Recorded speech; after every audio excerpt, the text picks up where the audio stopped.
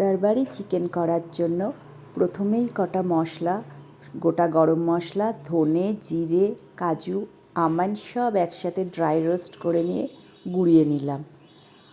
আর চিকেনের মধ্যে নুন, আদা রসুন বাটা, টক দই আর শুকনো লঙ্কা দিয়ে মেখে ম্যারিনেট করে রাখলাম।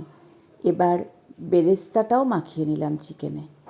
তারপরে কড়ার মধ্যে দিলাম আমি তেল আর ঘি। চিকেনটাকে দিয়ে নাড়াচাড়া করে ঢাকা দিয়ে দিয়ে রান্না করছি, কিন্তু দিয়ে দিলাম ওর মধ্যে টমেটো আর বেরেস্তা একসাথে পেস্ট করে রেখেছিলাম সেই মিশ্রণটা। আবার খানিক বাদে খুলে নাড়াচাড়া করে দিয়ে দিলাম মশলাটা। এইভাবে ঢাকা দিয়ে দিয়ে রান্না করব। স্বাদ মতো নুনও দেব। হয়ে এসছে চিকেন। এবার এর মধ্যে 1 কাপ গরম জল দিয়ে দেবো। ফুটে উঠলে ড্রাই রোস্ট করা কাসুরি মেথি ছড়িয়ে তৈরি আমাদের দরবারি চিকেন।